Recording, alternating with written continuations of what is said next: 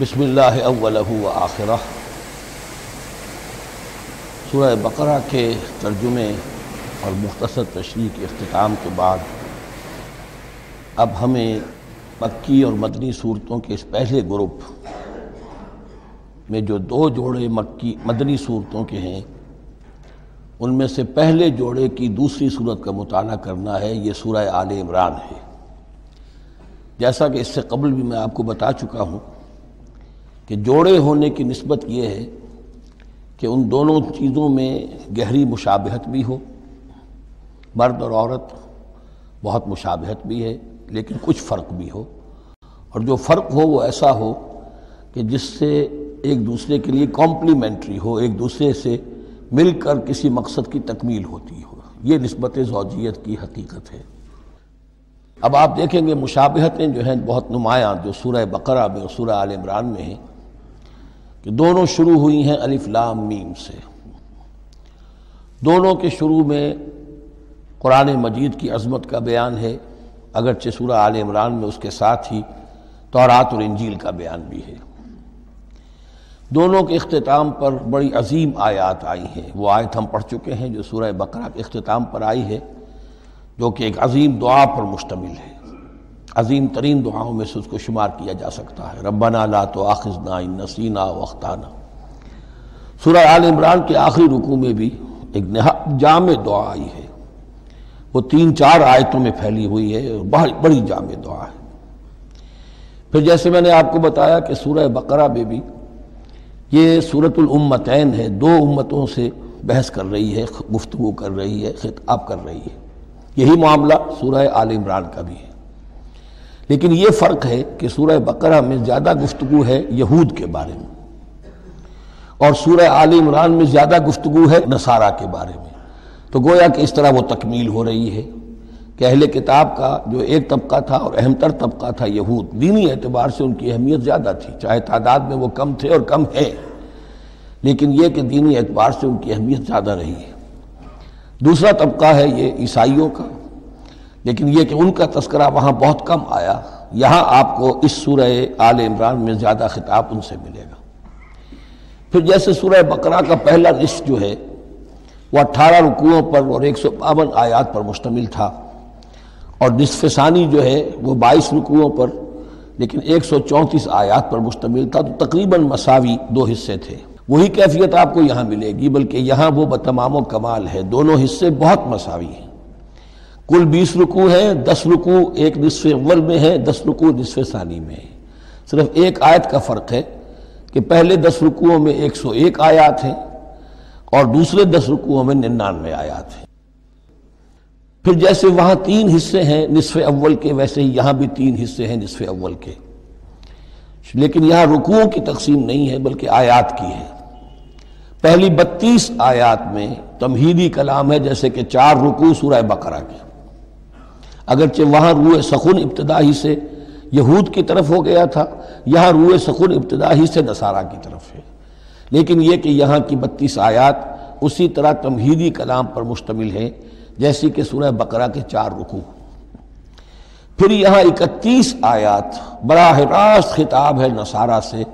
خاص طور پر حضرت عیسیٰ علیہ السلام کی ولادت کن حالات میں ہوئی، کیا ان کا مقام اور مرتبہ تھا، کیا ان کی اصل حیثیت تھی، پھر یہ کہ ان کے ساتھ کیا معاملہ ہوا۔ یہ حصہ نازل بھی ہوا ہے سن 9 ہجری میں، جو شامل یہاں کر دیا گیا ہے،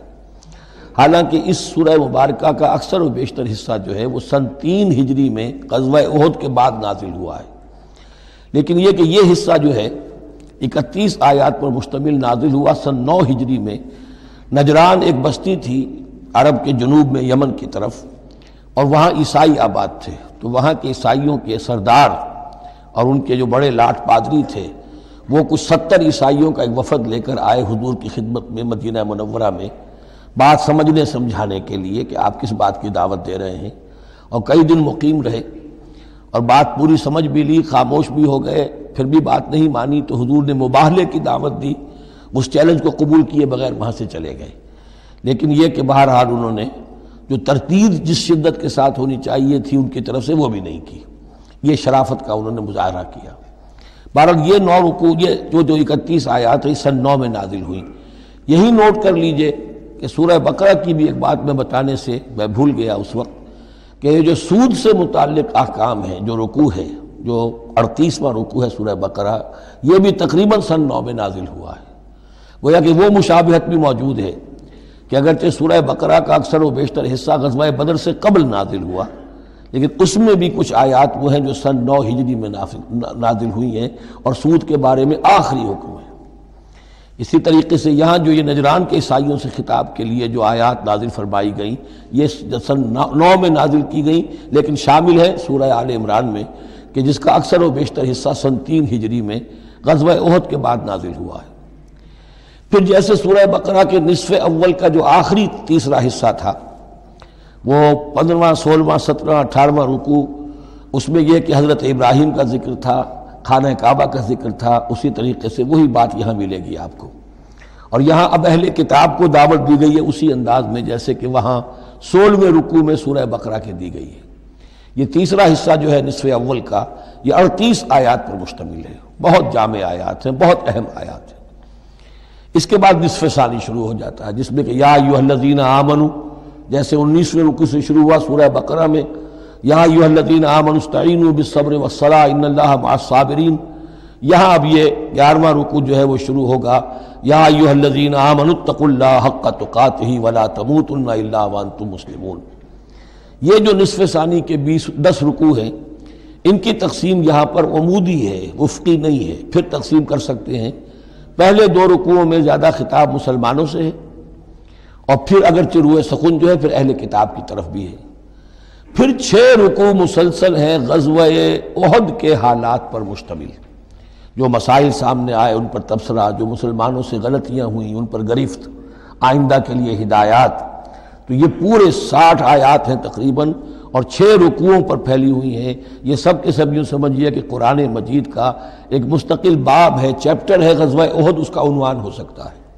لیکن قرآن میں اس طرح سے چیپٹر بنائے نہیں گئے ہیں، بلکہ یہ صورتیں ہیں کہ جو میں نے جیسا کہ ابتدا میں عرض کیا تھا تعارف قرآن کے ضمن میں، کہ یہ مجموعہ خطبات الہیہ ہے، ایک خطبہ نازل ہو رہا ہے اور اس کے اندر جو مضامین آ رہے ہیں، لیکن ان میں ربط اور ترتیب ہے۔ اس ربط اور ترتیب پر توجہ اب تک کم ہوئی ہے، لیکن اب اس دور میں قرآن حکیم کے علم و معرفت کا یہ پہلو بھی اب زیادہ نمایاں ہوا ہے کہ اس میں بڑا نظم ہے، نظام القرآن، اس کے اندر تنظیم ہے،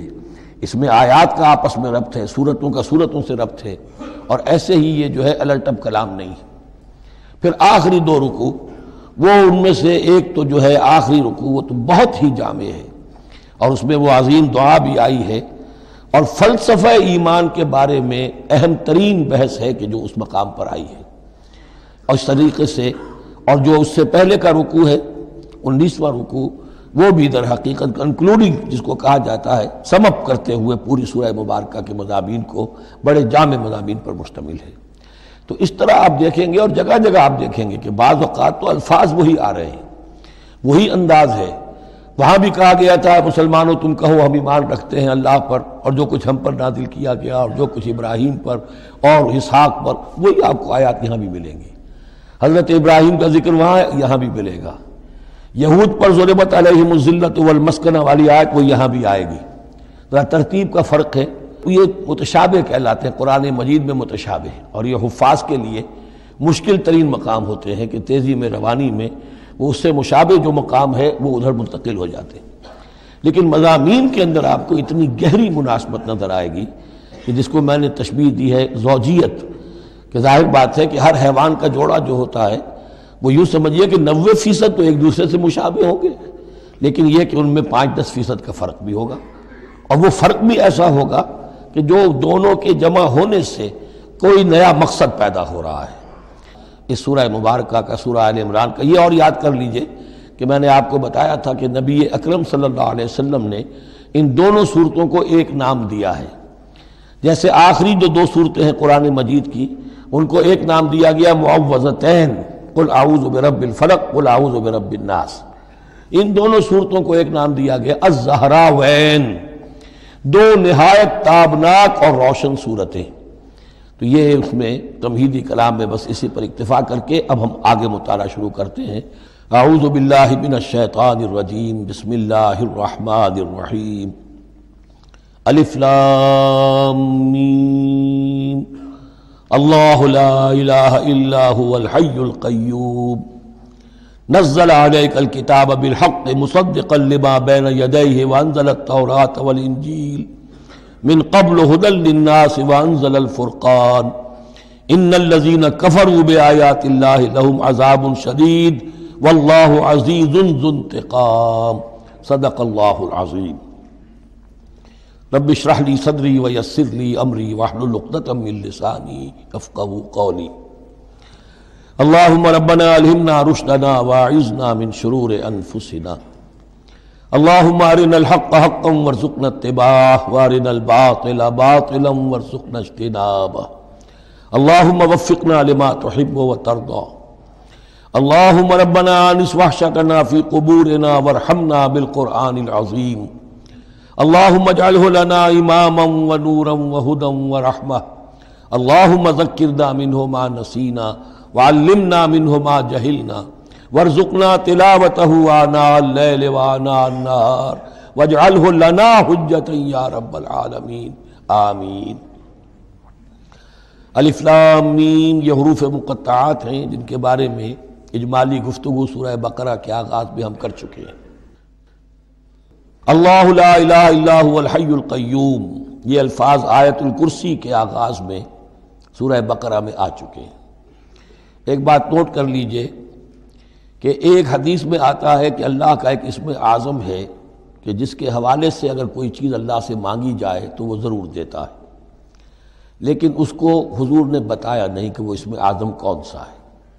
کچھ اشارے کیے، جیسے رمضان میں ایک شب ہے لیلۃ القدر جو 1000 مہینوں سے افضل ہے، تعین کے ساتھ نہیں بتایا وہ کون سی، تاکہ تلاش کرو، زیادہ ذوق و شوق کا معاملہ ہو۔ لیکن جو اشارات آپ نے کیے ہیں اس سے اندازہ ہوتا ہے، کیونکہ یہ فرمایا گیا کہ یہ 3 صورتوں میں ہے، سورہ بقرہ میں، سورہ آل عمران میں اور سورہ طٰہٰ میں، وہ الفاظ الحی القیوم جو مشترک ہیں، سورہ بقرہ میں آیت الکرسی میں آئے ہیں، آل عمران میں یہاں دوسری آیت میں موجود ہیں، اور سورہ طٰہٰ کے بھی شروع کے اندر موجود ہیں۔ نزل علیک الکتاب بالحق، اس نے نازل فرمائی ہے، اس اللہ نے جس کے سوا کوئی معبود نہیں، جو الحی ہے القیوم ہے۔ اس میں اشارہ ہو رہا ہے اس کلام کی عظمت کی طرف کہ جان لو یہ کلام کس کا ہے، کس نے اتارا ہے۔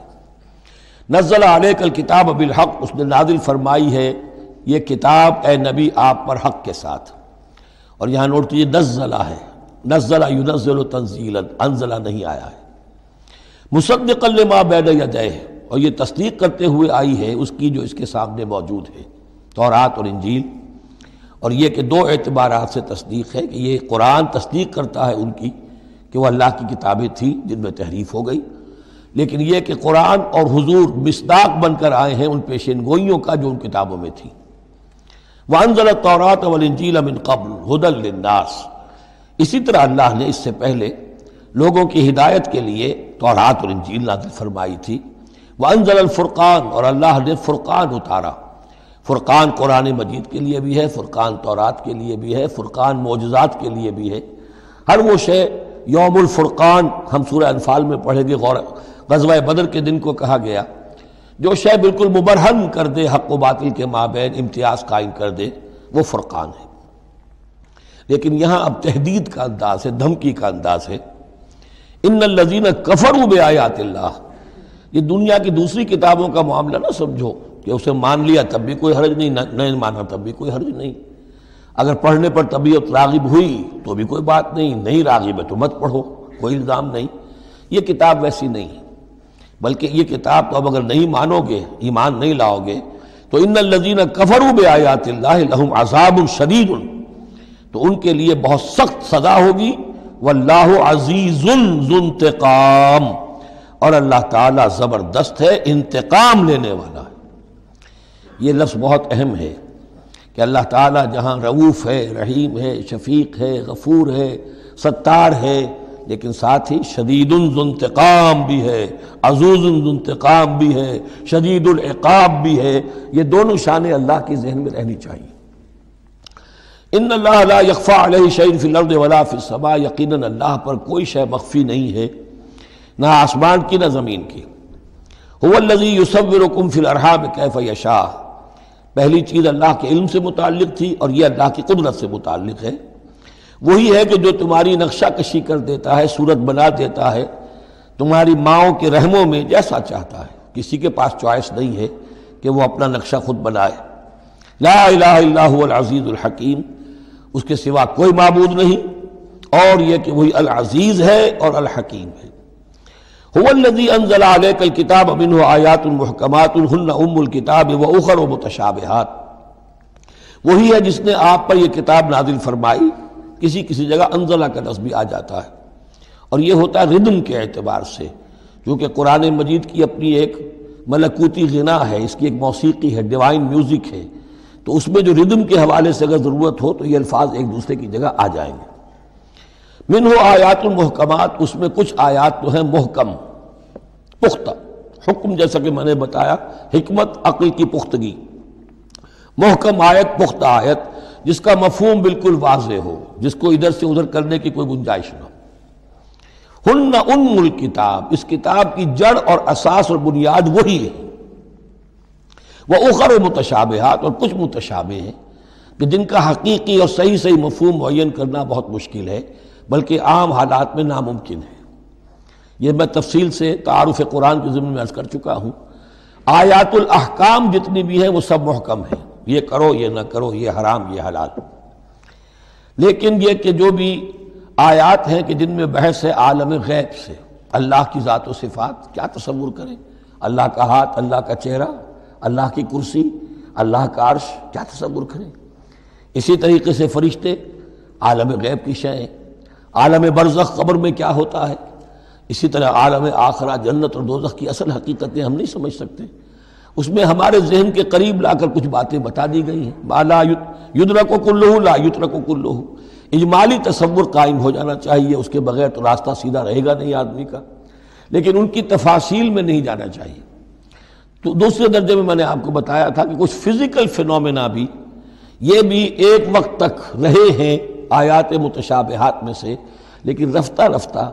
جیسے یہ سائنس کا علم بڑھتا چلا جا رہا ہے، ان میں سے بہت سی چیزیں اب محکم ہو کر سامنے آ رہی ہیں۔ تو یہ گویا کہ شفٹنگ سینڈز کے مانند ہے کہ ان میں سے جو چیزیں، بہت سی چیزیں واضح ہو گئیں جو پہلے واضح نہیں تھیں، لیکن اب بھی بعض چیزیں ہیں، جیسے میں نے عرض کیا 7 آسمان سے کیا مراد ہے کہ جو واضح نہیں ہے ہم پر، لیکن ہمارا یقین ہے کہ انشاءاللہ وہ وقت آئے گا کہ انسان سمجھ لے گا کہ ہاں یہی بات صحیح تھی اور یہی تعبیر صحیح تھی۔ هو الذی انزل علیک الکتاب منہ آیات محکمات ہن ام الکتاب، یہ بہت اہم ہے، اصل جو ہے جڑ کتاب کی، اس لیے کہ کتاب کے بارے میں عرض کر چکا ہوں کہ وہ ہے مجموعہ احکام۔ کتاب جیسا کہ ہم نے سورہ بقرہ میں دیکھا جہاں حکم آیا کتب علیکم کتب علیکم کتب علیکم، تو کتاب کی جڑ اور اساس جو ہے وہ وہی ہے۔ وَأُخَرُ مُتَشَابِهَاتٌ فَأَمَّا الَّذِينَ فِي قُلُوبِهِمْ زَيْغٌ، تو وہ لوگ جن کے دلوں میں کجی ہوتی ہے۔ اب وہ یہ ہے کہ وہ کوئی خاص بات نئی نکالنی ہے تاکہ اپنی ذہانت و فطانت کا جو ہے ڈنکا بجوایا جا سکے، یا کوئی اور فساد پیدا کرنا ہے، کوئی فتنہ پیدا کرنا ہے،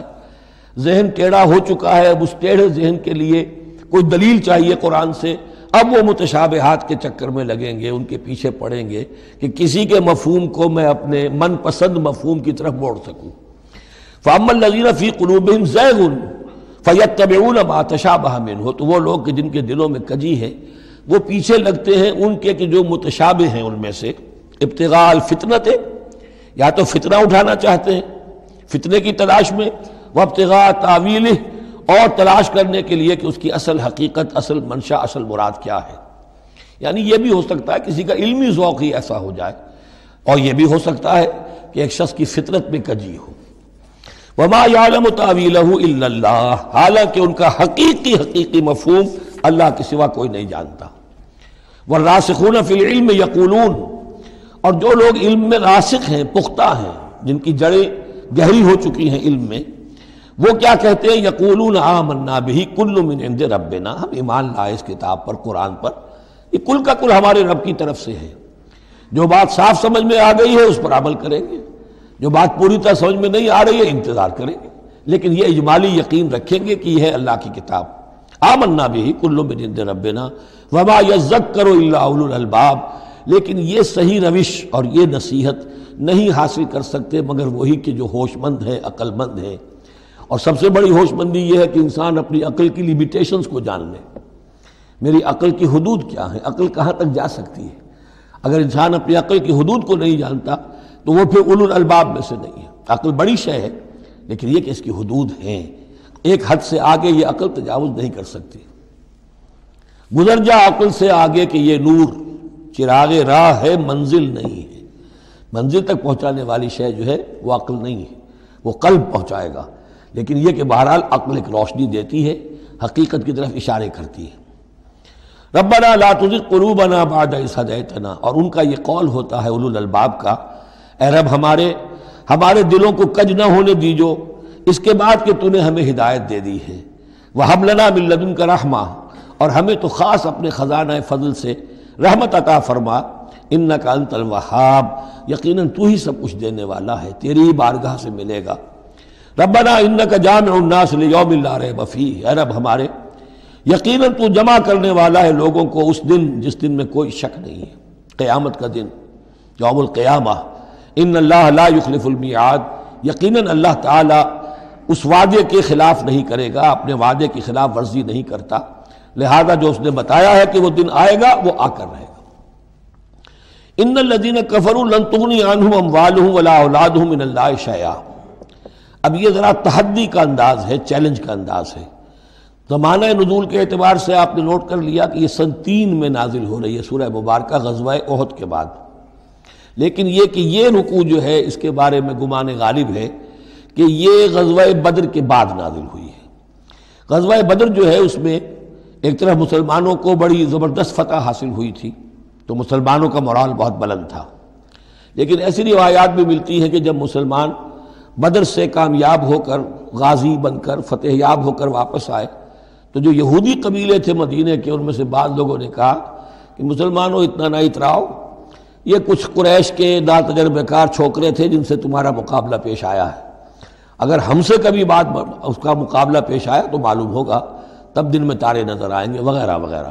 تو اس پس منظر میں یہ الفاظ کہے جا رہے ہیں کہ نہیں، تمام کفار اسی طریقے سے آخر کار زیر ہوں گے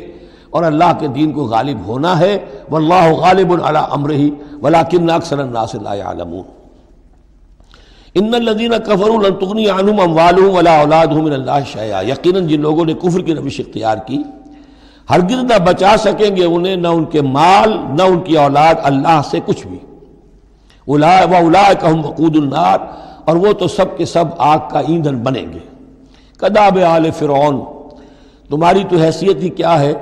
چپندی کا شوربہ۔ آل فرعون کا معاملہ یاد کرو، ان کے ساتھ کیا ہوا تھا، شہنشاہ اور بڑے لاؤ لشکر والا، وفرعون ذی الاوتاد، کداب آل فرعون والذین من قبلہم، اور اسی پر کیا اس سے پہلے ثمود اور عاد جیسی قومیں زبردست جو ہیں اسی جزیرہ نماء عرب میں رہی ہیں، کذبوا بآیاتنا، انہوں نے بھی ہماری آیات کو جھٹلایا تھا، فاخذہم اللہ بذنوبہم، تو اللہ نے پکڑا ان کو ان گناہوں کی پاداش میں، واللہ شدید العقاب، اور اللہ سزا دینے میں بہت سخت ہے۔ قل للذین کفروا، اے نبی کہہ دیجئے ان لوگوں سے جو کفر کی روش اختیار کر رہے ہیں، ستغلبون وتحشرون الی جہنم، تم سب کے سب مغلوب ہو کر رہو گے، دنیا میں مغلوب ہوگے اور پھر جہنم کی طرف گھیر کر لے جائے جاؤ گے، وبئس المہاد، اور وہ بہت برا ٹھکانہ ہے۔ قد کان لکم آیۃ فی فئتین التقطا، تمہارے لیے ایک نشانی آ چکی ہے ان دو گروہوں میں جو آپس میں جنہوں نے جنگ کی، یعنی بدر کی جنگ ہوئی، اس میں ایک طرف مسلمان تھے ایک طرف مشرکین مکہ تھے، تمہارے لیے نشانی موجود ہے۔ قد کان لکم آیۃ فی فئتین التقطا، فئۃ تقاتل فی سبیل اللہ، اس میں سے ایک جماعت وہ تھی، ایک گروہ وہ تھا جو اللہ کی راہ میں جنگ کر رہا تھا، وأخری کافرۃ، اور دوسرا گروہ جو ہے وہ کافر تھا، یرونہم مثلیہم رأی العین، وہ دیکھ رہے تھے اپنی آنکھوں سے کہ ان سے دگنے ہیں۔ اب اس کے کئی معنی کیے گئے ہیں، ایک یہ بھی ہے کہ مسلمانوں کو تو کھلا نظر آ رہا تھا کہ ہم سے دگنی فوج ہے، بلکہ 3 گنی تھی۔ بعض روایات میں ایسا بھی آتا ہے کہ اللہ تعالیٰ نے کفار پہ ایسا روب طاری کر دیا تھا غزوہ بدر میں کہ انہیں نظر یہ آ رہا تھا کہ مسلمان ہم سے دگنے ہیں، تو ایسا ہو جاتا ہے انسان کی سماعت اور بصارت پر ایسا اثر ہو جائے، تو اللہ تعالیٰ نے یہ کیا، وہ بھی بعض روایات ہیں۔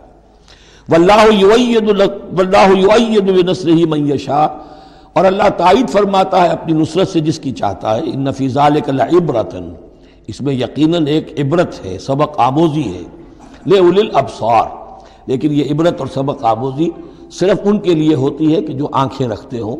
جن کے اندر جو ہے دیکھنے کی صلاحیت موجود ہو۔ اب یہ آج بڑی اہم آ رہی ہے فطرت انسانی کے اعتبار سے۔ ظاہر بات ہے کہ چونکہ یہاں خاص طور پر میں نے عرض کیا تھا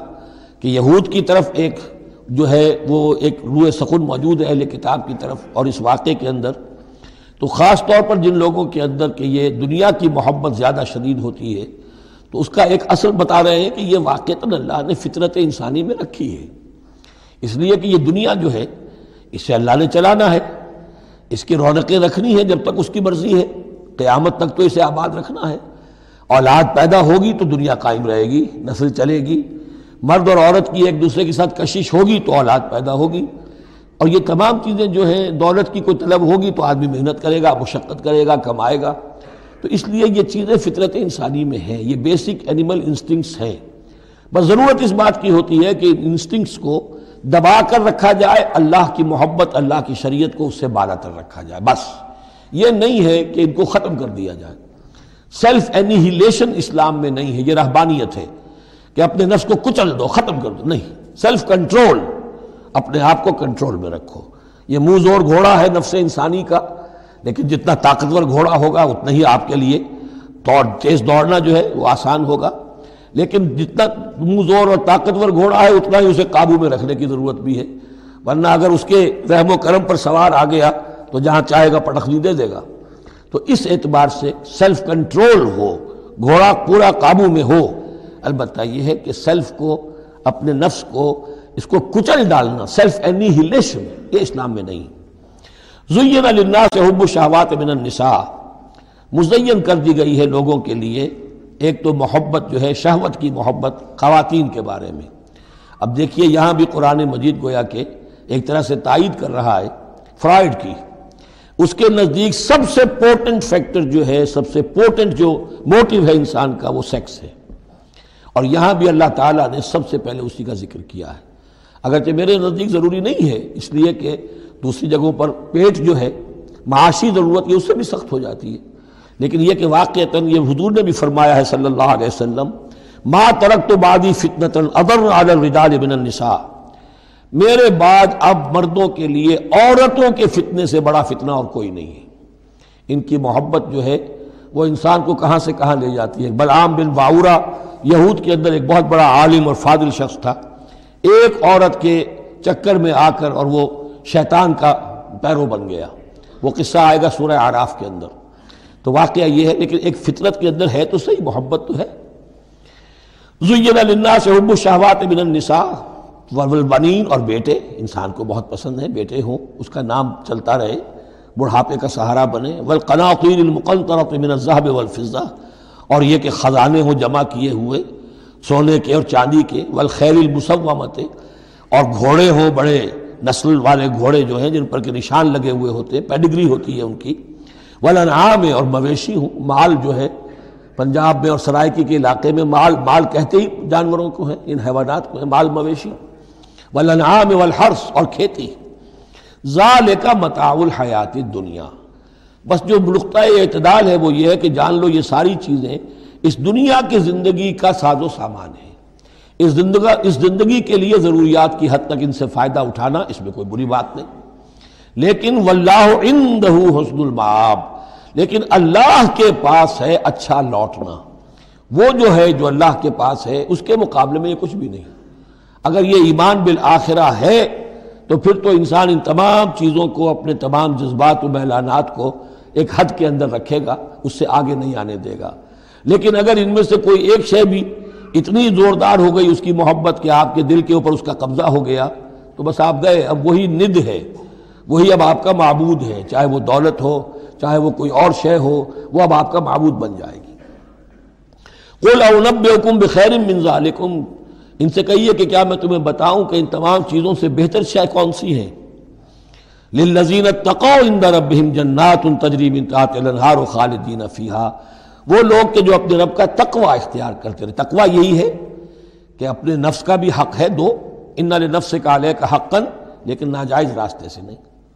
تمہارے پیٹ کا بھی حق ہے، اس کا ادا کرو، لیکن عقل حلال سے۔ تمہاری اولاد کا تم پر حق ہے، ان لنفسک علیک حقا وان لزوجک علیک حقا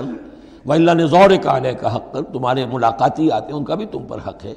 وہ حقوق ادا کرو، لیکن اللہ سے اوپر کسی حق کو فائق نہ کر دینا، بس یہ ہے اصل بات۔ اگر تو یہ اگر حفظ مراتب نہ کنی زندگی، اگر یہ حفظ مراتب نہیں ہوگا تو گویا کہ اب آپ گئے، دین اور دنیا سب گئی۔ تو للذین اتقوا عند ربہم جنات، ان کے لیے ایسے باغات ہیں تجری من تحتہا الانہار، جن کے دامن میں ندیاں بہتی ہوں گی، خالدین فیہا، اس میں وہ ہمیشہ رہیں گے، وازواج مطہرۃ، اور بڑی ہی پاک عورتیں ہوں گی، ورضوان من اللہ، اور اللہ کی رضوان ہوگی، اللہ کی رضا ہوگی جو سب سے بڑی شے ہے، واللہ بصیر بالعباد، اور یقیناً اللہ تعالیٰ اپنے بندوں کو دیکھ رہا ہے۔ الذین، وہ کون سے بندے ہیں اس کے خاص؟ الذین یقولون ربنا اننا آمنا، جو یہ کہتے رہتے ہیں پروردگار ہم ایمان لے آئے، فاغفر لنا، بس ہمیں بخش دے، ذنوبنا، ہمارے گناہ، وقنا عذاب النار، اور ہمیں آگ کے عذاب سے بچائیو۔ اب ان کی بدہم الفاظ استعمال ہو رہے ہیں، یہ کون لوگ ہیں جو یہ دعا کرتے ہیں، ان کے یہ اوصاف ہیں، اور اس میں گویا کہ تلقین ہے، اگر اللہ سے یہ دعا کرنا چاہتے ہو کہ اللہ تمہیں تمہارے گناہ بخش دے اور تمہیں جہنم کے عذاب سے بچائے، تو یہ اوصاف اپنے اندر پیدا کرو، الصابرین والصادقین والقانتین والمنفقین والمستغفرین بالاسحار، صبر کرنے والے اور راست باز۔ راست بازی میں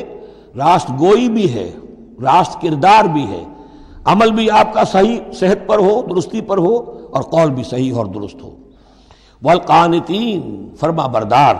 والمنفقین، اللہ کی راہ میں خرچ کرنے والے، والمستغفرین بالاسحار، اور جو جس کو آپ کہتے ہیں small hours of the morning, وہ جو سحر کا وقت ہے، سحری کا وقت ہے، اس میں استغفار کرنے والے۔ ایک تو نمازیں ہیں جو 5 نمازیں ہیں، لیکن خاص وہ وقت جو ہے اس میں جب کہ فرمایا گیا ہے کہ رات کے آخری حصے میں اللہ تعالیٰ نزول فرماتا ہے سمائے دنیا تک، اور پھر ایک ندا ہوتی ہے، حل من مستغفر فاغفر لہ، حل من سائل فاعطیہ، ہے کوئی استغفار کرنے والا کہ میں اسے معاف کر دوں، ہے کوئی کچھ مانگنے والا کہ میں اسے عطا کر دوں۔ ہم تو مائل بکرم ہیں، کوئی سائل ہی نہیں، راہ دکھلائیں کسے، رہرو منزل ہی نہیں۔ شاہد اللہ انہ لا الہ الا هو والملائکۃ واولو العلم قائما بالقسط، اللہ خود گواہ ہے کہ اس کے سوا کوئی معبود نہیں، سب سے بڑی گواہی تو اللہ کی ہے، والملائکۃ، اور سارے فرشتے گواہ ہیں، واولو العلم، اور اولو العلم بھی اس پر گواہ ہیں۔ یہ اولو العلم جو ہے، اولو الالباب، اولو العلم الذین یعقلون، یہ وہ لوگ ہیں کہ جو ان کائناتی آیات کے حوالے سے اللہ کو پہچان لیتے ہیں اور اس کو مان لیتے ہیں کہ وہی معبود برحق ہے۔ جو ہم نے 20ویں رکوع کی پہلی آیت پڑھی تھی سورہ بقرہ کی، ان فی خلق السماوات والارض واختلاف اللیل والنہار والفلک التی تجری فی البحر بما ینفع الناس، اور یہ تمام بہت سے فینومینا آف دی نیچر بیان کر کے لآیات لقوم یعقلون، تو جو یعقلون ہیں، جو اولو الالباب ہیں، اولو العلم ہیں، وہ بھی گواہ ہیں کہ اللہ کے سوا کوئی معبود نہیں۔ لیکن یہاں جو اہم ترین لفظ ہے وہ اب آ رہے ہیں، قائما بالقسط، وہ قسط اور عدل کا قائم کرنے والا ہے۔ وہ جو میں نے کل عرض کیا تھا کہ ہم بھی سمجھتے ہیں کہ اللہ عدل قائم کرتا ہے اور عدل کرے گا، البتہ یہ کہ اہل سنت کے نزدیک یہ کہنا جو ہے سوء ادب ہے کہ اللہ پر عدل کرنا واجب ہے، اللہ پر کسی شے کا وجوب نہیں، لیکن اللہ کو عدل پسند ہے، اللہ کو واللہ یحب المقسطین، اللہ خود بھی عدل فرمائے گا۔ لا الہ الا هو العزیز الحکیم، اس کے سوا کوئی معبود نہیں ہے، وہ زبردست ہے، کمال حکمت والا۔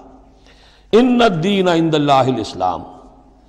دین تو اللہ کے نزدیک پسندیدہ اور اللہ تعالیٰ کے ہاں منظور شدہ دین ایک ہی ہے، وہ الاسلام ہے۔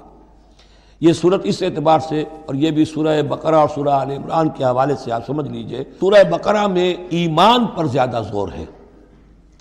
آمن الرسول بما انزل الیہ من ربہ، ایمانیات، شروع میں بھی ایمانیات، درمیان میں آیا بر میں ایمانیات۔ اس سورہ مبارکہ میں اسلام پر زیادہ زور ہے۔ اب ان دونوں میں بھی ایک نسبت ہے خاص جس کو بھی تفصیل میں جانے کا موقع نہیں ہے۔ ان الدین عند اللہ الاسلام، آگے چل کر آیت آئے گی وَمَن يَبْتَغِ غَيْرَ الْإِسْلَامِ دِينًا فَلَن يُقْبَلَ مِنْهُ، اگر کوئی شخص اسلام کے سوا کسی دین کو قبول کرے گا وہ اس کی جانب اللہ کے ہاں منظور نہیں ہوگا۔ وَمَا اخْتَلَفَ الَّذِينَ أُوتُوا الْكِتَابَ إِلَّا مِن بَعْدِ مَا جَاءَهُمُ الْعِلْمُ بَغْيًا بَيْنَهُمْ۔ یہ اسلام ہمیشہ سے چلا آ رہا ہے، حضرت آدم سے اسلام چلا آ رہا ہے۔ یہ وہی آیات جو تھی آیت الاختلاف، اس کا گویا کہ خلاصہ آ گیا۔ اور جن لوگوں نے اختلاف کیا ہے، یہ پگڈنڈیاں نکالی ہیں، غلط راستوں پر مڑ گئے ہیں، تو یہ اس کے بعد کہ ان کے پاس علم آ چکا تھا، اور اصل سبب بغیم بینہم، ضدم ضدہ، دی ارج ٹو ڈومینیٹ۔ ومن یکفر بآیات اللہ، اور جو کوئی اللہ کی آیات کا انکار کرتا ہے، فإن اللہ سریع الحساب، تو اللہ تعالیٰ کو حساب لیتے دیر نہیں لگے گی، وہ بڑی تیزی کے ساتھ حساب لے لے گا۔ فإن حاجوک، پھر اے نبی اگر یہ آپ سے محاجہ کرتے ہیں، حجت بازی کرتے ہیں، دلیل بازی کرتے ہیں، مناظرے کرتے ہیں، فقل، تو آپ تو آخری بات کہہ دیجئے دو ٹوک، فقل اسلمت وجہی للہ ومن اتبعنی، دیکھو بھائی میں نے تو اپنا چہرہ اللہ کے سامنے جھکا دیا ہے، اور انہوں نے بھی جو میرا اتباع کر رہے ہیں، ہم نے ایک راستہ اختیار کر لیا، لکم دینکم ولی دین، ہمارا یہ راستہ، تم جدھر جانا چاہتے ہو جاؤ، جس پگڈنڈی پر مڑنا چاہتے ہو چلے جاؤ، جس کھائی میں گرنا چاہتے ہو جاؤ، دفع ہو جاؤ۔ فقل اسلمت وجہی للہ ومن اتبعنی وقل للذین اوتوا الکتاب والامیین، اور اے نبی کہہ دیجئے ان دونوں سے، ان سے بھی کہ جنہیں کتاب دی گئی تھی پہلے، یعنی یہود اور نصارہ،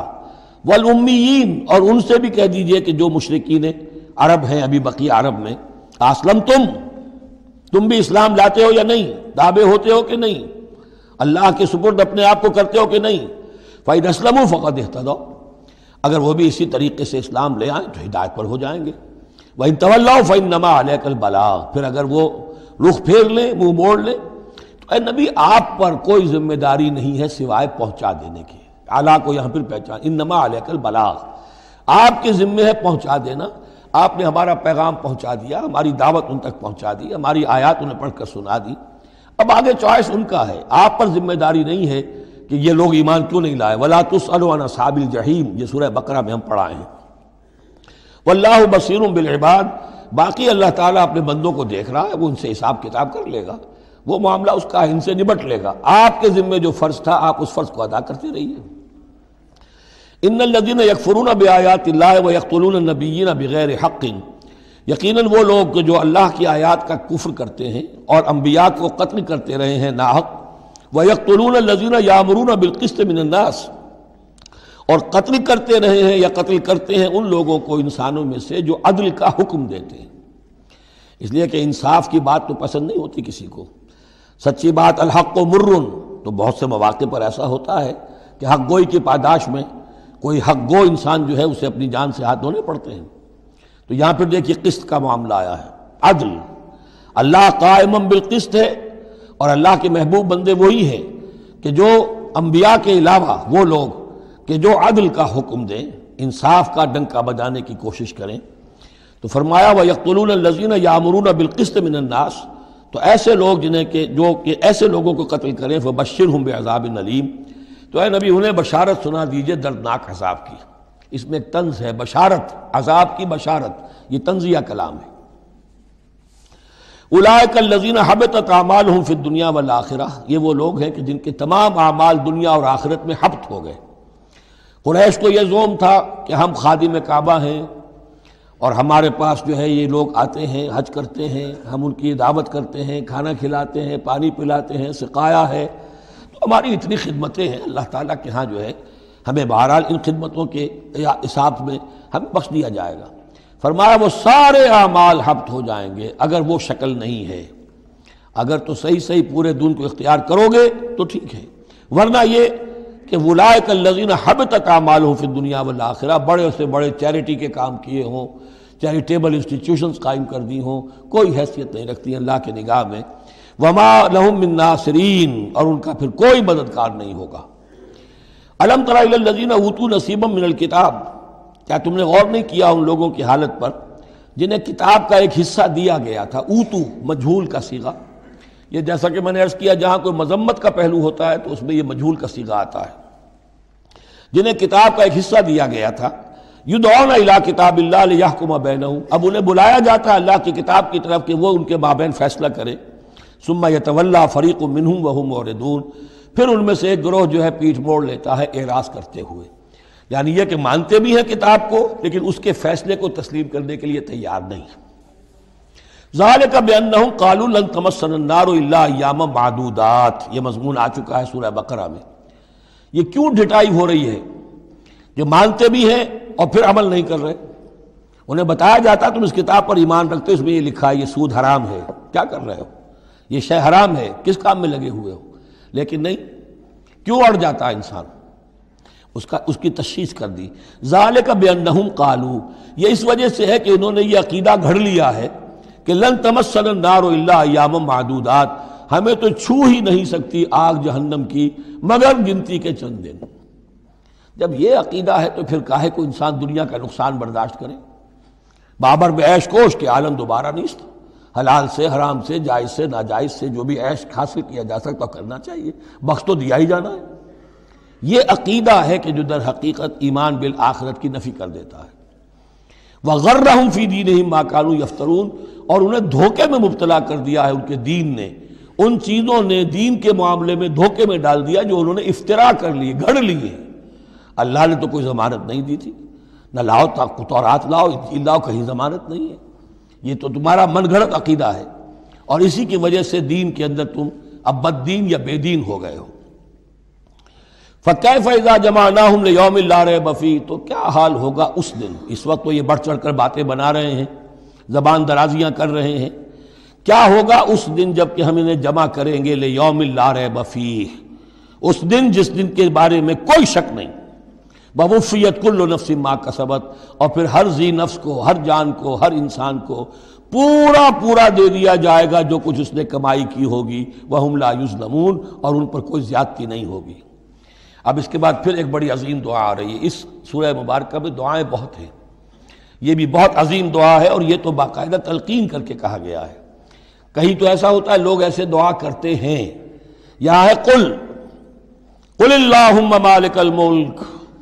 کہو اے اللہ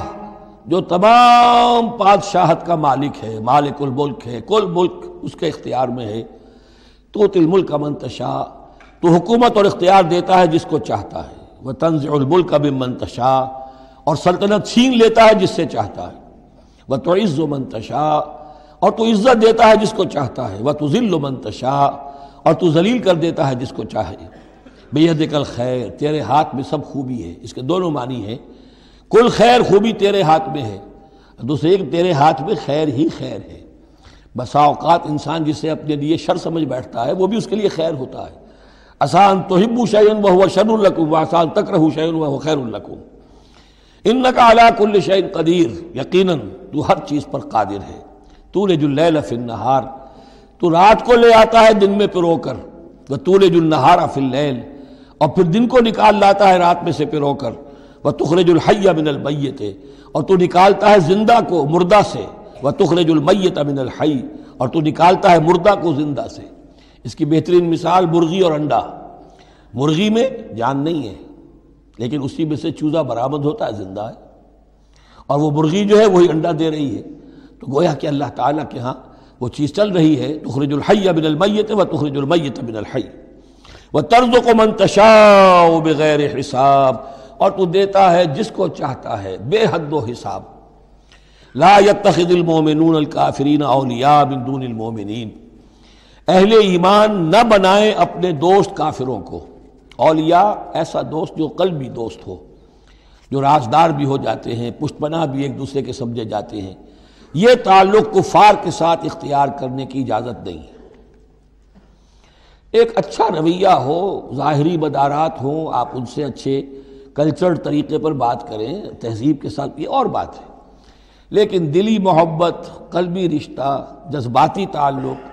ان کی ایک ایسے باہمی مدد کا ایک رشتہ قائم کر لینا، پشت پناہ ہونے کا رشتہ بنا لینا، اس کی اجازت نہیں ہے۔ لا يتخذ المؤمنون الکافرین اولیاء من دون المؤمنین، اہل ایمان کو چھوڑ کر ان کے ساتھ یہ رشتہ قائم کرنا اللہ کو پسند نہیں۔ ومن يفعل ذلك فليس من اللہ فی شیء، اور جو کوئی بھی یہ حرکت کرے گا پھر اس کا اللہ کے ہاں کوئی مقام نہیں ہوگا، کوئی رشتہ اللہ کا پھر اس کے ساتھ نہیں رہے گا۔ اللہ کے دشمنوں کے ساتھ تمہاری دوستی ہے تو ظاہر بات ہے کہ پھر اللہ کے ساتھ تمہارا کوئی تعلق نہیں رہا۔ الا ان تتقوا منہم تقا، سوائے یہ کہ تم ان سے بچاؤ کرنا چاہو، بچاؤ کے لیے۔ بعض اوقات ایسے حالات ہوتے ہیں کہ کھلے مقابلے کا بھی موقع نہیں ہے، تو آپ طرح دے رہے ہیں، آپ وقت جو ہے یو آر بائنگ ٹائم، تو اس میں کوئی ظاہری خاطر مدارات کا مسئلہ بھی ہو جائے تو کوئی حرج نہیں ہے، لیکن یہ کہ مستقل واقعی قلبی محبت قائم کر لینا یہ جائز نہیں ہے۔ ویسے یہ کہ اسی پھر آیت کے اسی الفاظ کو ہمارے ہاں اہل تشیع نے تقیہ کی جڑ بنا دیا ہے، لیکن انہوں نے اسے پہنچا دیا اس حد تک کہ جھوٹ بھی بولو، اپنے عقائد بھی چھپا لو، اور اس کے لیے دلیل یہاں سے لاتے ہیں۔ لیکن یہ بالکل ایک دوسری شکل ہے کہ یہ صرف ایک ظاہری مدارات کی حد تک، ایک حد تک، یہ نہیں کہ آپ جھوٹ بولنے پر آ جائیں اور آپ ایک چیز کو چھپانے پر آ جائیں، بس یہ ہے کہ آپ اس وقت تک جیسے ہم پڑھ چکے ہیں سورہ بقرہ میں کہ اگرچہ یہ یہودی جو ہیں ان کے دلوں کے اندر آگ بھری ہوئی ہے تمہارے خلاف، لیکن یہ فصفحوا فاعفوا واصفحوا، ابھی ذرا درگزر کرتے رہو، ابھی فوری طور پر ان کے ساتھ جو ہے معاملہ کوئی مقابلے وغیرہ کا شروع کرنا مناسب نہیں۔ اس حد تک مصلحت بینی تو صحیح ہے، لیکن یہ نہیں کہ جھوٹ بولا جائے معاذ اللہ۔ وَيُحَذِّرُكُمُ اللَّهُ نَفْسَهُ، اور اس میں بھی اب اور نرمی کر دی، اللہ تمہیں ڈراتا ہے اپنے آپ سے، اللہ سے ڈرو، یعنی کسی اور سے ڈر کر خواہ صرف خاطر مدارات کر لینا بھی صحیح نہیں ہے، لیکن یہ کہ بہرحال ضرورت ہے، کسی وقت مصلحت ہے تو کرو،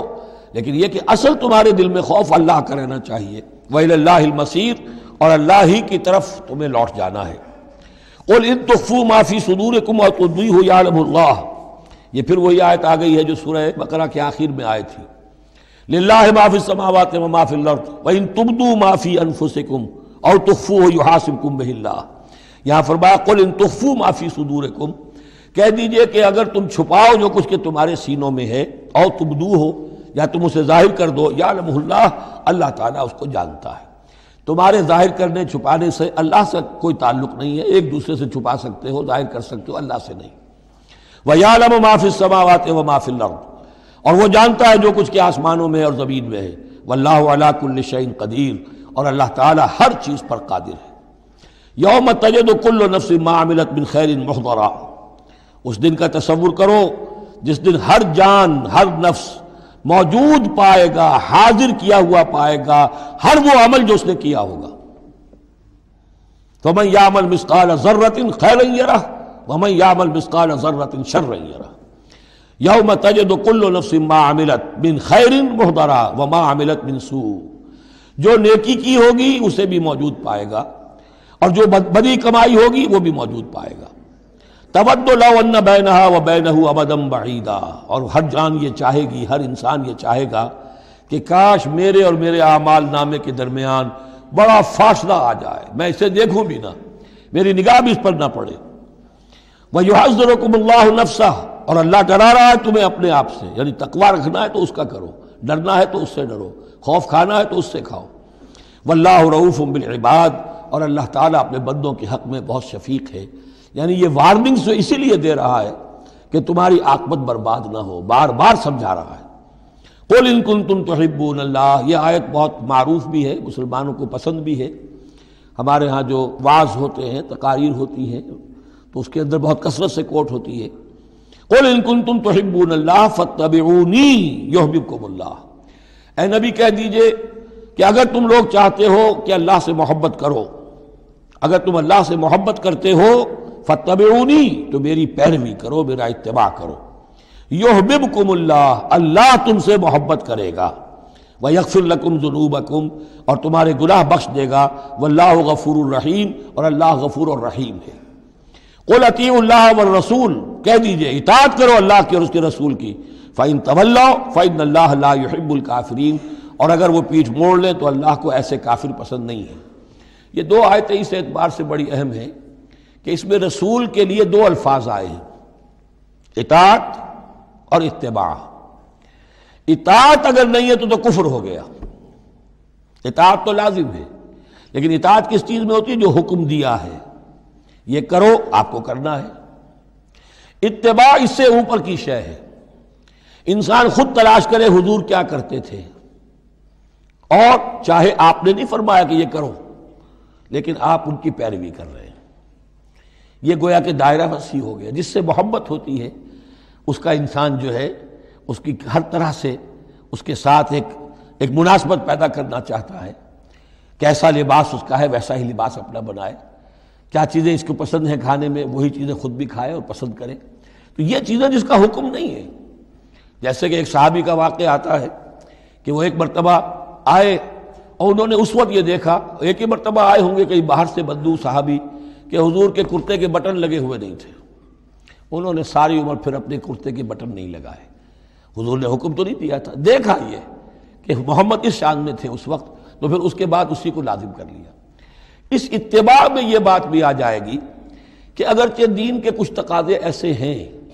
کہ جس درجے میں محمد الرسول اللہ صلی اللہ علیہ وسلم نے ان کو پورا کیا، اس درجے میں پورا کرنا کسی انسان کے بس میں نہیں ہے. پھر بھی اس کی کوشش کرتے رہنا یہ اتباع کا تقاضا ہے. مثلا حضور نے کوئی مکان نہیں بنایا، حضور نے کوئی جائیداد نہیں بنائی،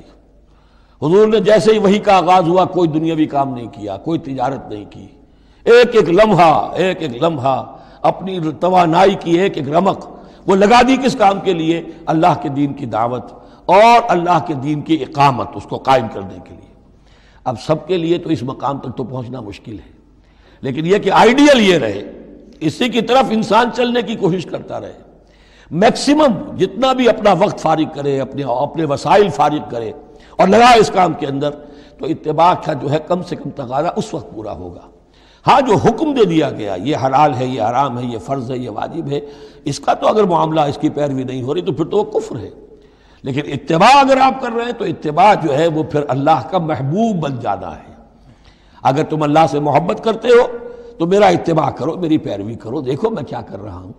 میرے کیا شب و روز ہے، کن کاموں میں میری توانائیاں لگ رہی ہیں، کیا دلچسپیاں ہیں میری دنیا کے اندر، ان چیزوں کے اندر تم میری پیروی کرو. فاتبعونی یحببکم اللہ، تم اللہ کے محب نہیں محبوب بن جاؤ گے. واللہ غفور الرحیم، اور اللہ غفور الرحیم ہے. باقی دوسرا درجہ جو نچلا ہے، قل اطیعوا اللہ والرسول، اطاعت تو اللہ اور اس کے رسول کی کرنی ہی کرنی ہے. فإن تولوا، اور اگر اس اطاعت سے بھی موڑے، فإن اللہ لا يحب الکافرین، تو اللہ کو ایسے کافر تو پسند نہیں ہے، کیونکہ پھر اطاعت رسول کا انکار تو کفر ہو گیا. یہاں وہ پہلا حصہ جو ہے نصف اول کا ثلث اول، یعنی نصف اول جو ہے سورہ مبارکہ کا، میں نے عرض کیا تھا کہ اس میں پہلی آیات 32 ہیں، جنرل ہیں، تمہیدی ہیں، دین کے بڑے جو گہرے اصول ہیں وہ ہیں، دعائیں تلقین کی گئی ہیں، محکمات اور متشابہات کا فرق واضح کیا گیا ہے. لیکن اب دوسرے حصے میں سارا خطاب جو ہے وہ براہ راست عیسائیوں سے ہے، اور انہیں بتانا یہ ہے کہ حضرت عیسیٰ کو جو تم نے معبود بنا لیا، یا تو تثلیث کی شکل دے دی ٹرینٹی، یا گاڈ انکارنیٹ بنا دیا. تثلیثیں بھی دو طرح کی رہی ہیں، اللہ بھی اور مریم بھی اور عیسیٰ بھی. اور دوسری تثلیث جو ہے جو اب دنیا میں عام ہے وہ ہے اللہ اور روح القدس اور حضرت عیسیٰ. تو یہ جو تثلیثیں تم نے ایجاد کر لی کہ کوئی بنیاد نہیں ہے، یہ تمہاری کج روی ہے، تم نے غلط شکل اختیار کی ہے. عیسیٰ علیہ السلام بہت برگزیدہ پیغمبر تھے. ہاں ان کی ولادت معجزانہ طریقے پر ہوئی ہے، لیکن اگر ان کی ولادت معجزانہ طریقے پر ہوئی ہے تو ان سے متصلاً قبل یحییٰ کی جو ولادت ہوئی ہے وہ بھی معجزانہ ہوئی ہے، وہ بھی کوئی کم معجزہ نہیں تھا.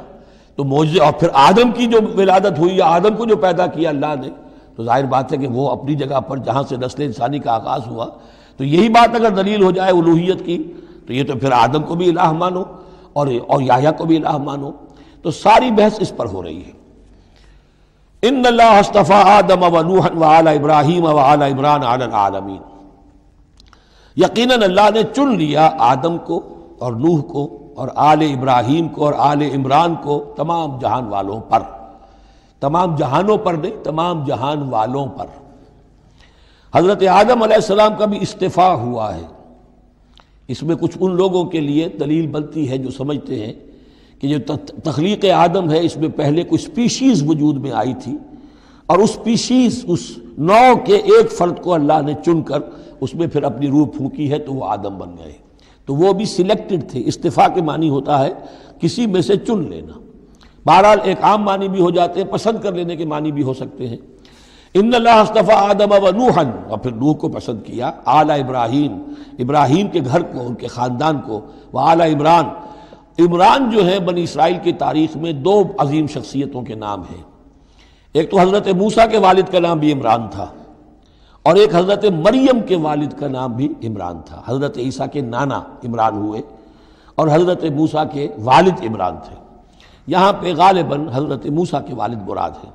لیکن چونکہ آگے سارا معاملہ حضرت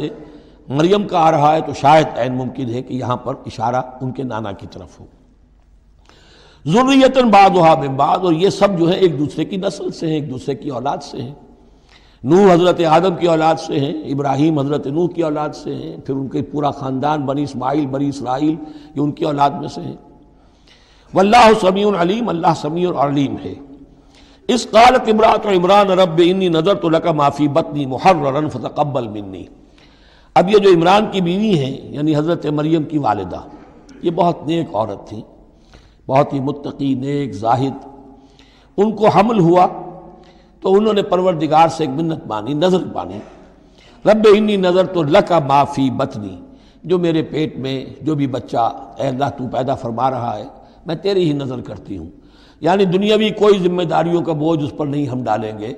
اور ہیکل کی خدمت کے لیے، دین کی خدمت کے لیے، تورات کی خدمت کے لیے اس کو وقف کر دیں گے، ہم اپنا بھی کوئی بوجھ ان پر نہیں ڈالیں گے، اس توقع میں کہ اللہ بیٹا عطا کرے گا۔ محررن کے مطلب ہے اسے آزاد کر دیں گے، تحریر آزاد کر دینا حر سے، کہ کوئی ذمہ داری اس پر نہیں ہوگی، اسے ہم خالص کر دیں گے تیرے دین کی خدمت کے لیے اور ہیکل کی خدمت کے لیے۔ فتقبل منی، تو اے اللہ میری اس نظر کو تو قبول فرما لے، شرف قبول عطا فرما۔ انک انت السمیع العلیم، یقیناً تو سب کچھ سننے والا اور سب کچھ جاننے والا ہے۔ فلما وضعتها قالت رب انی وضعتها انثی، اب جب وضع حمل ہوا تو پھر اس نے کہا اے اللہ یہ تو میں ایک بیٹی جنم گئی ہوں، یعنی میری تو یہاں بیٹی ہو گئی ہے، میں تو امید میں تھی کہ بیٹا آئے گا تو اس کو جو ہے میں وقف کر دوں گی۔ اس وقت تک ہیکل کے خادموں میں کسی خاتون کو، لڑکی کو قبول نہیں کیا جاتا تھا۔ واللہ عالم بما وضعت، اللہ فرما رہا ہے کہ اللہ بہتر جانتا تھا کہ کیا اس نے جنا ہے، اسے کیا پتا کیسی بیٹی جنی ہے۔ ولیس الذکر کالانثی، اور کہاں ہوگا کوئی بیٹا اس بیٹی جیسا۔ اس کے دونوں معنی کیے گئے، ایک تو ایسا کہ یہ گویا کہ قول مانا جائے حضرت مریم کی والدہ کا کہ لڑکا تو لڑکی کی طرح نہیں ہوتا، اب لڑکا ہوتا تو میں اسے خدمت کے لیے وقف کر دیتی، یہ تو لڑکی ہو گئی۔ اور ایک یہ بھی ہے کہ اللہ کی طرف سے اس کو مانا جائے واللہ عالم بما وضعت ولیس الذکر کالانثی، کوئی بیٹا ایسا ہو ہی نہیں سکتا جیسی بیٹی تمہیں دی ہے۔ وَإِنِّي سَمَّيْتُهَا مریم، اور وہی اب ان کا کلام شروع ہوا ان کی والدہ کا مریم کی، میں نے اس کا نام مریم رکھا ہے۔ وَإِنِّي أُعِيذُهَا بِكَ، اور اے اللہ میں اسے تیری پناہ میں دیتی ہوں، وَذُرِّيَّتَهَا،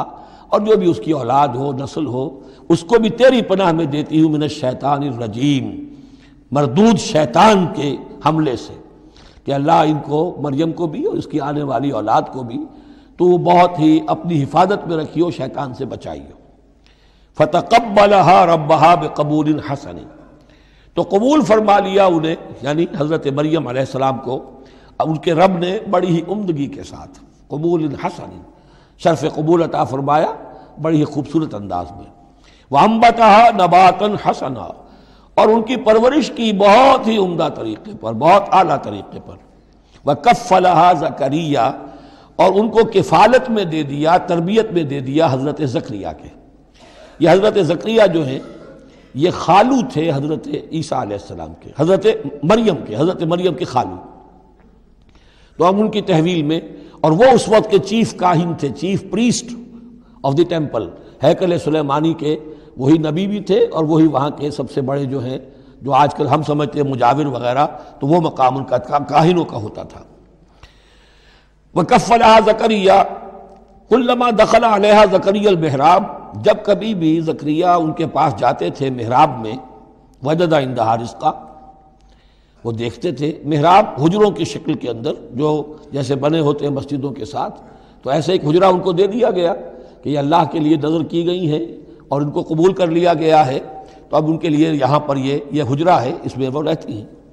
لیکن جب بھی وہ حجرے میں جاتے تھے تو دیکھتے تھے ان کے پاس کھانا، میوے رکھے ہیں بغیر موسم کے، اور بعض لوگوں کی رائے یہ بھی ہے کہ یہاں سے مراد مادی کھانا نہیں ہے بلکہ علم و حکمت، کہ جب حضرت زکریا ان سے بات کرتے تھے تو یہ کہ انہیں حیران رہ جاتے تھے کہ اس لڑکی کو یہ اس قدر حکمت کہاں سے مل گئی، اتنی معرفت کہاں اس کو حاصل ہوئی۔ قال یا مریم انا لک ھذا، وہ پوچھتے اے مریم یہ تمہیں کہاں سے چیزیں ملتی ہیں، یہ کھانے کہاں سے آ جاتے ہیں، یہ بے موسمی پھل کہاں سے آ جاتے ہیں، یا یہ علم و حکمت کی باتیں تمہیں کیسے معلوم ہوتی ہیں؟ قالت هو من عند اللہ، تو وہ کہتی تھیں یہ سب اللہ کی طرف سے ہے، اس کا فضل ہے، اس کا کرم ہے۔ ان اللہ یرزق من یشاء بغیر حساب، یقیناً اللہ تعالیٰ جس کو چاہتا بغیر حساب عطا کرتا ہے۔ ہنالک دعا زکریا ربہ، ہنالک یہ بالکل اس طرح سے دیر اینڈ ڈن،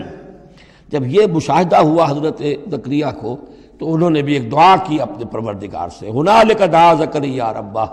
رب قال رب ہب لی من لدنک ذریۃ طیبہ، اے اللہ مجھے بھی بڑی کوئی پاکیزہ اولاد عطا کر دے۔ بہت بوڑھے ہو چکے تھے، ان کی اہلیہ جو ہے وہ بھی بہت بوڑھی ہو چکی تھی، ضعیفہ تھی، اور ساری عمر بانجھ رہی تھی، لاولد تھے۔ یہ ساری تفصیل پھر سورہ مریم کے اندر مزید کھل کر آئے گی، اس لیے کہ یہی مضامین وہاں بیان ہوئے تھے مکی دور میں، جب کہ ہجرت حبشہ کے لیے مسلمان گئے تھے تو وہاں جا کر سورہ مریم کی آیات جو ہیں وہ پھر حضرت عبداللہ ابن جعفر نے پڑھ کر سنائی تھی۔ اس مناسبت سے یہ مضامین آپ کو سورہ مریم میں بھی ملیں گے۔ ساری عمر بوڑھے رہے اور بے اولاد رہے، لیکن اب وہ ایک دبی ہوئی خواہش، چنگاری، وہ بھڑک اٹھی، اے اللہ اس بچی کو تو یہ کچھ دے سکتا ہے تو تیری قدرت ہے مجھے بھی ذریۃ طیبہ، پاکیزہ اولاد عطا فرما۔ انک سمیع الدعاء، یقیناً تو دعا کا سننے والا ہے۔ فنادت الملائکۃ، تو فرشتوں نے انہیں پکار کر کہا، ندا کی، وہو قائم یصلی فی المحراب، اور وہ کھڑے ہوئے نماز پڑھ رہے تھے اپنی محراب میں، ان کا بھی حجرہ تھا۔ ان اللہ یبشرک بیحییٰ، اللہ تعالیٰ تمہیں بشارت دیتا ہے زکریا یحییٰ کی، مصدقا بکلمۃ من اللہ، جو تصدیق کرے گا ایک ایسے شخص کی جو اللہ کا خاص کلمہ ہوگا، یعنی حضرت عیسیٰ، کلمۃ منہ، یہ بعد میں باتیں آئیں گی، وسیداً، اور سردار ہوگا، وحسوراً، اور تجرد کی زندگی گزارے گا، ونبیا من الصالحین، اور نبی ہوگا صالحین میں سے۔ یہاں نوٹ کر لیجئے کہ آخری مدح کا لفظ جو حضرت یحییٰ کے لیے آیا ہے وہ نبی ہے، نبیا من الصالحین۔ قال رب انا یکون لی غلام، ابھی خود دعا کر رہے تھے لیکن غالباً اس کی بڑی توثیق چاہ رہے ہیں اللہ سے، ری ایشورنس۔ کہا پروردگار میرے ہاں کیسے بیٹا ہو جائے گا، وقد بلغنی الکبر، جبکہ میں انتہائی بوڑھا ہو چکا ہوں، وامرأتی عاقر، اور میری بیوی جو ہے بانجھ رہی ہے۔ قال کذلک اللہ یفعل ما یشاء، تو انہوں نے کہا کہ اللہ نے فرمایا کہ اللہ کرتا ہے اسی طرح، یا فرشتوں نے جواب دیا جو چاہتا ہے کرتا ہے، اسے اسباب کی احتیاج نہیں ہے، اسباب اس کے محتاج ہیں، اللہ اسباب کا محتاج نہیں ہے۔ قال رب اجعل لی آیہ، انہوں نے عرض کیا پروردگار میرے لیے کوئی نشانی مقرر کر دے، مجھے معلوم ہو جائے کہ واقعی ایسا ہونا ہے اور واقعی یہ کلام جو میں سن رہا ہوں تیری طرف سے ہے۔ قال آیتک الا تکلم الناس ثلاثۃ ایام الا رمزا، اللہ نے فرمایا کہ اب نشانی یہ ہے تمہارے لیے کہ اب 3 دن تک تم لوگوں سے گفتگو نہیں کر سکو گے سوائے اشارے کنائے کے، یعنی قوت گویائی سلب ہو گئی ان کی، اب وہ بول نہیں سکتے تھے 3 دن تک۔ وَاذْكُرْ رَبَّكَ كَثِيرًا، اپنے دل میں اپنے رب کو یاد کرتے رہو کثرت کے ساتھ۔ وَسَبِّحْ بِالْعَشِيِّ وَالْإِبْكَارِ، اور تسبیح کیا کرو شام کے وقت بھی اور صبح کے وقت بھی۔ وَإِذْ قَالَتِ الْمَلَائِكَةُ يَا مَرْيَمُ إِنَّ اللَّهَ اصْطَفَاكِ، اب دیکھیے یہ حضرت زکریا اور حضرت یحییٰ کا قصہ آ گیا کہ بانجھ بوڑھی عورت کے بطن سے شدید ضعیفی کی عمر میں حضرت زکریا کو اللہ نے یحییٰ جیسا بیٹا دے دیا، تو کیا یہ عام قانون کے مطابق ہے؟ یہ بھی تو معجزہ تھا۔ اسی طریقے سے اس سے ذرا بڑھ کر ایک معجزہ ہے کہ جو حضرت مسیح کا ہے کہ وہاں باپ کا معاملہ نہیں ہے۔ فرمایا وَإِذْ قَالَتِ الْمَلَائِكَةُ يَا مَرْيَمُ، اور یاد کرو جب کہ کہا فرشتوں نے اے مریم، إِنَّ اللَّهَ اصْطَفَاكِ وَطَهَّرَكِ وَاصْطَفَاكِ عَلَى نِسَاءِ الْعَالَمِينَ، یقیناً اللہ نے تمہیں چن لیا ہے اور تمہیں خوب پاک کر دیا ہے اور تمہیں چن لیا ہے تمام جہان کی خواتین پر۔ یا مریم اقنتی لربک، اے مریم اب اپنے رب کی فرما برداری کرتی رہو، وسجدی اور سجدہ کیا کرو، ورکعی مع الراکعین اور جھکنے والوں کے ساتھ جھکتی رہا کرو، نماز باجماعت کے اندر شریک ہو جایا کرو۔ ذالک من انباء الغیب نوحی الیک، اور یہ غیب کی خبروں میں سے ہے جو اے محمد ہم آپ کو وحی کر رہے ہیں۔ وما کنت لدیہم، آپ تو ان کے پاس موجود نہیں تھے، اذ یلقون اقلامہم ایہم یکفل مریم، جبکہ وہ اپنے قلم پھینک رہے تھے یہ طے کرنے کے لیے کہ ان میں سے کون ہوگا کہ جو مریم کا کفیل ہوگا، کس کی تربیت میں زیر نگرانی، یعنی اور بھی وہاں پریسٹ تھے، کاہن اور بھی تھے، ان سب میں سے ہر ایک چاہتا تھا کہ یہ بچی جو ہے میری تحویل میں ہو، میں تربیت کروں، جسے اللہ کے نام پر جو ہے اس طرح وقف کر دیا گیا ہے۔ لیکن یہ کہ جب وہ اس طریقے سے اپنے قلم پھینک کر کچھ جیسے ہوتا ہے کوئی ذائچہ نکالنا یا کسی طرح کا معاملہ تو طے کر رہے تھے، اس میں اللہ نے حضرت زکریا کا نام نکال دیا تھا۔ تو اے نبی اس وقت تو آپ تو وہاں نہیں تھے، وما کنت لدیہم یختصمون، اور نہ آپ اس وقت تھے جبکہ وہ آپس میں جھگڑ رہے تھے۔ اذ قالت الملائکۃ یا مریم ان اللہ یبشرک بکلمۃ منہ، اب یاد کرو جب کہ کہا فرشتوں نے اللہ سے، کہ فرشتوں نے مریم سے کہ یقیناً اللہ تعالیٰ تمہیں بشارت دے رہا ہے ایک ایسی ہستی کی جو خاص کلمہ ہوگا اس کی جانب سے، اسمہ المسیح عیسی ابن مریم، اس کا نام ہوگا المسیح عیسیٰ مریم کا بیٹا، وجیہاً فی الدنیا والآخرہ، باعزت ہوگا، مرتبے والا ہوگا دنیا میں بھی اور آخرت میں بھی، ومن المقربین، اور بہت ہی اللہ کے مقربین بارگاہ میں سے ہوگا، بہت مقرب، وَيُكَلِّمُ النَّاسُ فِي الْمَهْدِ وَكَهْلًا، اور وہ لوگوں سے گفتگو کرے گا گود میں بھی اور پوری عمر کا ہو کر بھی۔ کہولت 40 برس کے بعد آتی ہے، اور حضرت مسیح اٹھا لیے گئے، رفع سماوی ہوا 33 برس کی عمر میں، گویا کہ اس آیت کا تقاضا ابھی پورا نہیں ہوا ہے، اور اس سے اندازہ کر لیجیے اس کے کہنے کی ضرورت کیا تھی، پوری عمر کو پہنچ کر تو سبھی بولتے ہیں، اس کا اشارہ کیوں کیا گیا یہاں؟ اس لیے کہ ہمیں معلوم ہو جائے کہ حضرت مسیح پر ابھی موت واقع نہیں ہوئی ہے، بلکہ وہ واپس آئیں گے دنیا میں، دوبارہ اتریں گے، پھر ان کی وہ عمر بھی ہوگی، پھر وہ شادی بھی کریں گے، ان کی اولاد بھی ہوگی، اور ان کے ذریعے سے اللہ تعالیٰ یہ نظام خلافت علی منہاج النبوت کو پوری دنیا میں قائم کرے گا۔ وَيُكَلِّمُ النَّاسَ فِي الْمَهْدِ وَكَهْلًا، اور وہ گفتگو کرے گا لوگوں سے اپنے گود میں بھی، تمہاری گود میں بھی، پگھوڑے میں بھی، اور بڑی پوری عمر کا ہو کر بھی، وَمِنَ الصَّالِحِينَ، اور یقیناً وہ بھی بہت ہی ہمارے نیکوکار بندوں میں سے ہوگا۔ قالت رب انا یکون لی ولد، حضرت مریم سلام علیہا نے بھی وہی جو ہے بات واضح کی، اے اللہ میرے اولاد کیسے ہو جائے گی، یمسسنی بشر، مجھے تو کسی مرد نے ہاتھ تک نہیں لگایا۔ قال کذالک اللہ یخلق ما یشاء، فرمایا اسی طرح اللہ تعالیٰ تخلیق فرماتا جو چاہتا ہے، اس کو ضرورت نہیں ہے، ٹھیک ہے عام ولادت انسانوں کی اسی طرح ہوتی ہے، باپ کا بھی حصہ ہے، ماں کا بھی حصہ ہے، لیکن یہ کہ اللہ تعالیٰ کے لیے کسی بھی شے کی ضرورت نہیں ہے، وہ محتاج نہیں ہے ان اسباب اور وسائل و ذرائع کا، اور جو چاہے کرتا ہے۔ قال کذالک اللہ یخلق ما یشاء اذا قضى امرا فانما يقول له كن فيكون، وہ تو جب کسی شے کا فیصلہ کر لیتا ہے تو بس وہ کہتا ہے ہو جا اور وہ ہو جاتی ہے۔ وَيُعَلِّمُهُ الْكِتَابَ وَالْحِكْمَةَ، اور وہ اللہ تعالیٰ اسے سکھائے گا کتاب بھی اور حکمت بھی، وَالتَّوْرَاةَ وَالْإِنْجِيلَ، اور تورات بھی اور انجیل بھی، وَرَسُولًا إِلَىٰ بَنِي إِسْرَائِيل، اور وہ رسول بن کر آئیں گے اسرائیل کی طرف۔ اب یہ جو دو کنٹمپریریز ہیں ان کو نوٹ کر لیجئے کہ حضرت یحییٰ کے بارے میں نبیم من الصالحین پر آ کر بات ختم ہو گئی، اور حضرت عیسیٰ کے بارے میں رسولاً الی بنی اسرائیل، بنی اسرائیل کی طرف رسول ہو کر آئیں گے۔ حضرت یحییٰ صرف نبی تھے، اسی لیے وہ قتل بھی کر دیے گئے۔ حضرت عیسیٰ رسول تھے، رسول قتل نہیں ہو سکتے، اسی لیے ان کو زندہ آسمان پر اٹھا لیا گیا۔ یہ بہت اہم مضمون ہے کہ جو یہاں بھی آپ کو سمجھ لینا چاہیے۔ اس کے بعد ان کے بعد معجزات کا تذکرہ ہے، وہ انشاءاللہ اب اگلی نشست میں پڑھیں گے۔ بارک اللہ لی ولکم فی القرآن العظیم ونفعنی وإیاکم بالآیات والذکر الحکیم۔